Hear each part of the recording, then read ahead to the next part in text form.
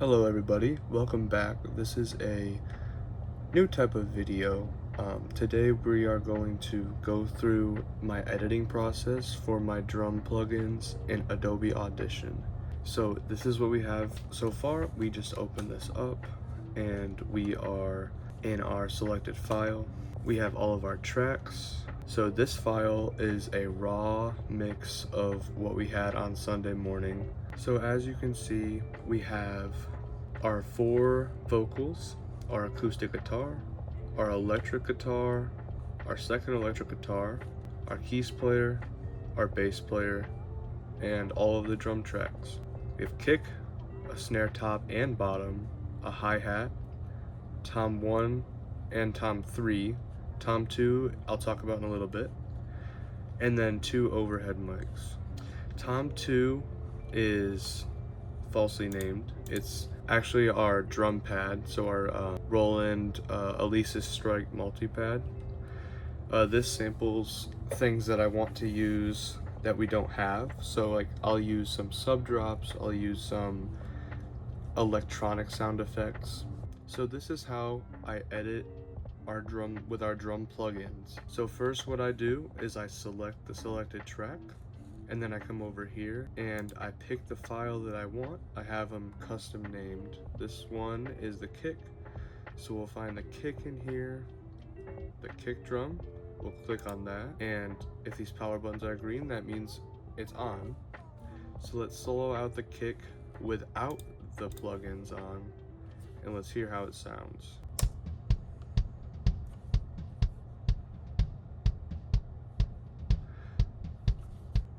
Okay, so it's pretty basic. There's nothing to it. The plugins aren't on, so there's no mixing to it. It's just a raw kick drum through a microphone. I'm going to gain this a little bit because it is a big part of the drums. The kick is the bass. So I'm going to bring that up a little bit. Let's see how it sounds now. So you can hear more of the kick now that it is boosted a little bit.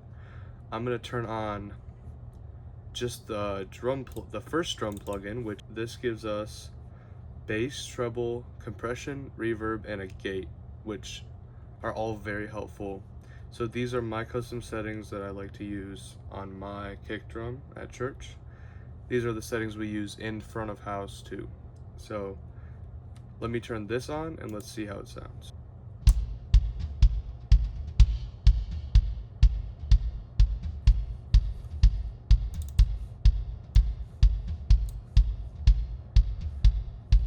I'm going to turn it off and back on.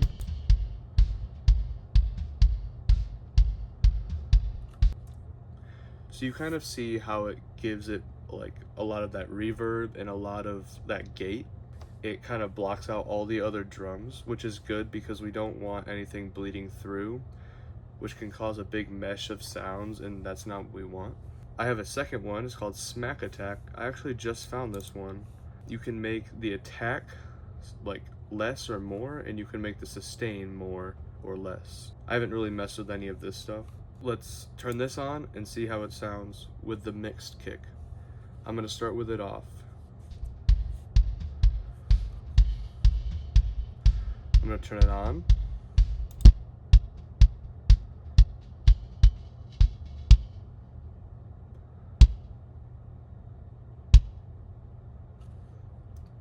Back off.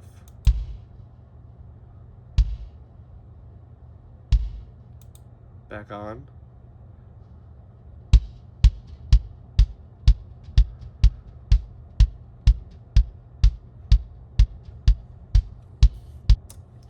You see how it kind of gives it that smack attack, which is what it's called. Let's go move on to the snare drum. Let's solo both the top and bottom out. So the snare drum I use is a Ludwig Superphonic. It's a 14 by 6.5. This is what it sounds like without any mixing.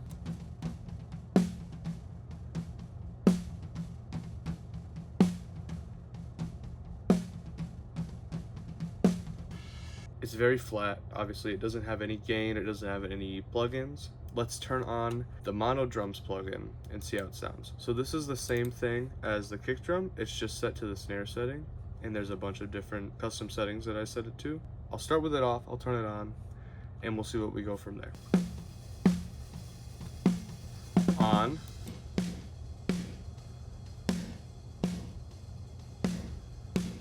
Off. On. You see how it gives it a bunch of that reverb just like the kick drum. This is it with the torque. The torque, you can pitch the drum down and up without actually tuning it in like the setting of the room. So this is what it sounds like without the torque.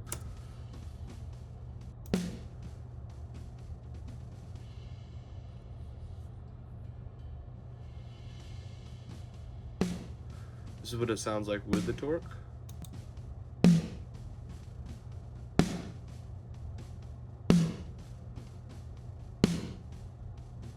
Without.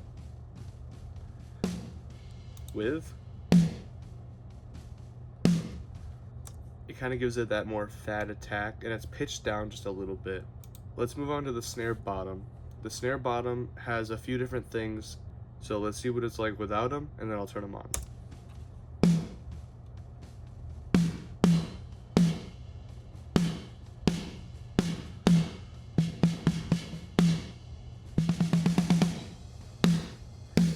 One.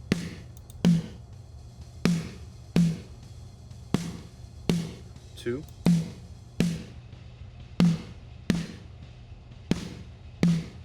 Torque. That only really like solos out the snare bottom mic so that you don't get a bunch of that hi-hat bleed. I'm gonna gain it a little bit while I'm playing because it needs to go up just a little bit.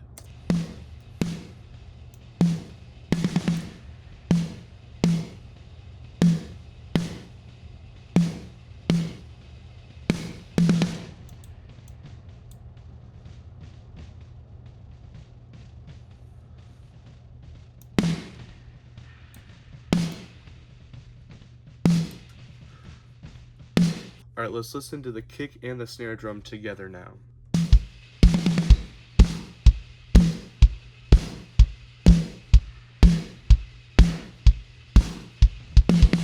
When adding all these effects, it gives it more body to the whole sound of the drums, even just the snare and the kick, which is very interesting, and I found that out. Alright, let's move on to Tom 1. The hi-hat doesn't get anything, I just gain it down a little bit, so let's gain it down just about, let's do like 4 decibels.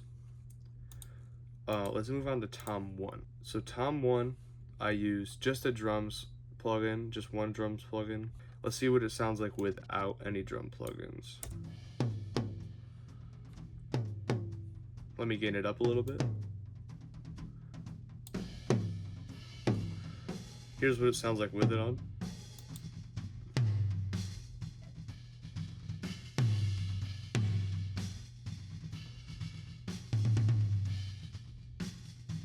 It kind of blocks out a lot of those other drums from bleeding through, especially because the high tom mic is so close to the crash. Alright, let's move on to the floor tom. Here's what the floor tom sounds like without the plugin on.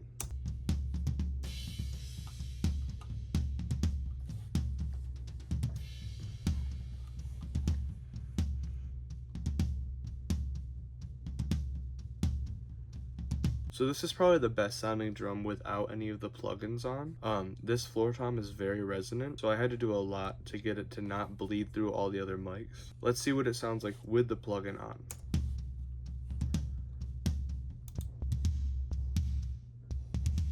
Let's gain it up a little bit.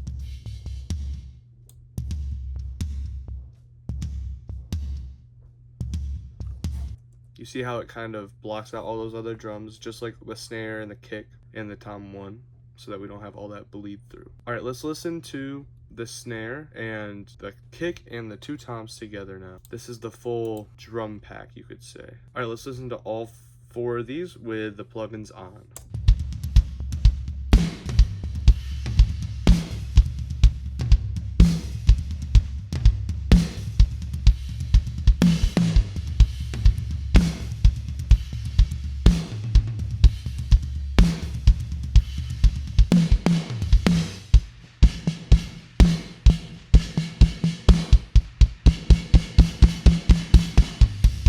So you see how it kind of goes from that really dry, raw sound to this very full, resonant, reverby, compression sound.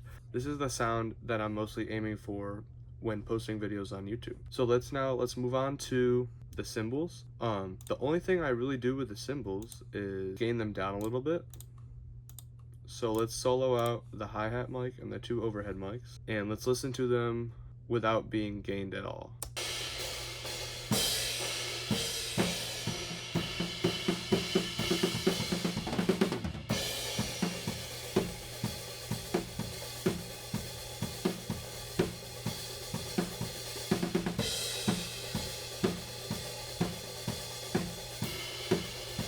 So there's nothing really too special about it. I just like to gain them down so they don't bleed and are not too loud in the mix. So let's hear how they sound just down just a little bit. See, now it's not too loud, but it's not too quiet to where you can't hear them. Now let's listen to all the drums together.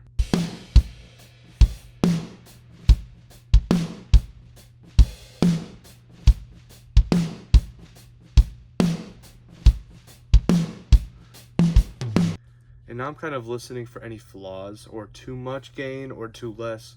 Right now I'm kind of hearing a little much in the snare bottom, so I'm going to turn that down a little bit.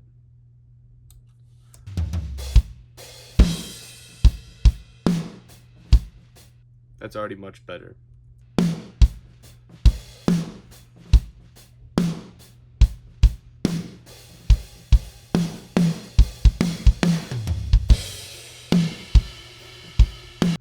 Now let's take a look at the overall mix of the full band, and let's see what we can do to modify or gain or not gain any of the other musicians.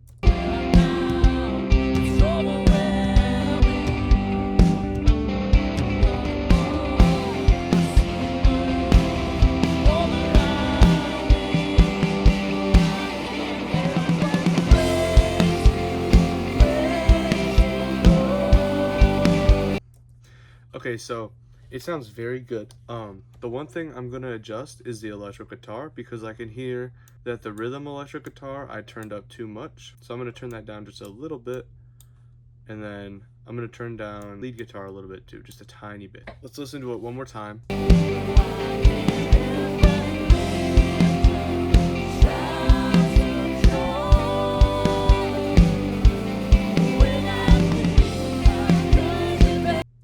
Alright, that sounds much better. Alright, let's talk about our drum pad now. So this section right here is our roll-in drum pad. This is what I use for samples. Let's go to one of these little dots where I played something on the roll-in pad. Let's take a listen to what it sounds like. Okay, so what I just played there is a sub drop.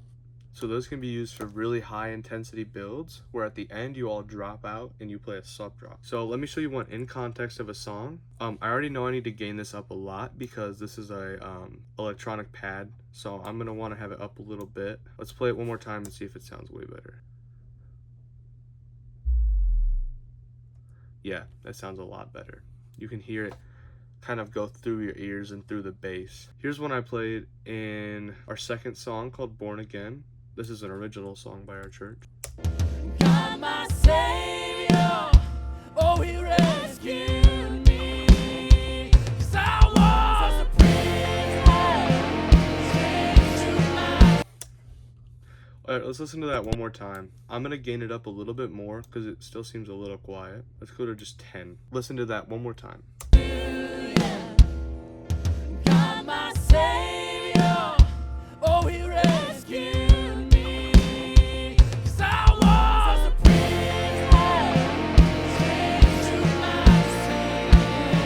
Alright, you can kind of guess how it fits into the context of that song.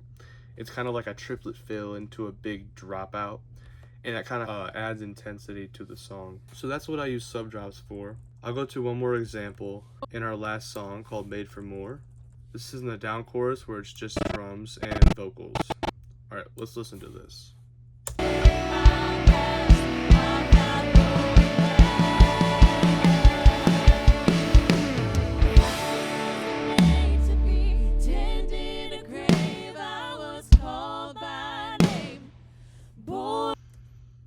So you kind of hear how it like fits into the song, and I use the sub drop in the same key of the song so that it doesn't sound out of place. Let's listen to it one more time.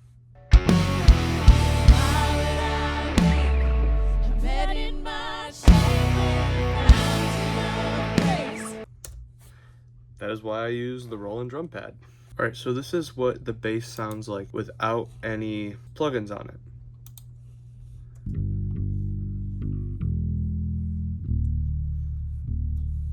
This is what the bass sounds like with plugins.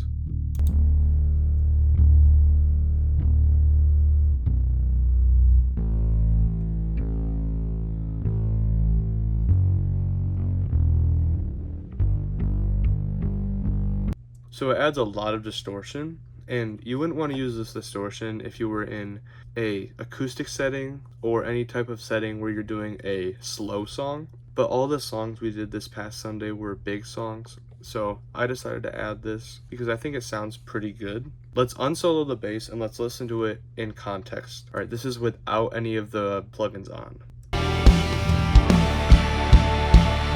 This is with on.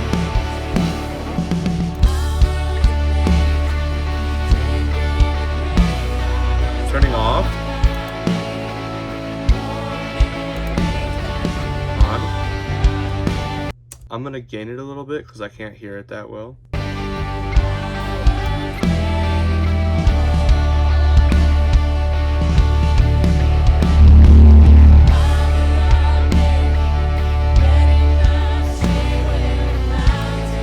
Alright, I boosted it about 3 decibels because that kind of brings it into the mix instead of being way under. Now let's talk about vocals. So the lead vocal is vocal 1. This switches every song to the person who's leading the song. What I usually do with the lead vocal is I bring it down just a little bit because I don't want it to be the main part of my video. I want the back line to be the main part of my video. So what I'll do with vocal 1, I'll bring it down a little bit. Then all the other background vocals, I'll bring down even more so that we just have that little bit of lead vocal. Acoustic, I don't use acoustic in my ears.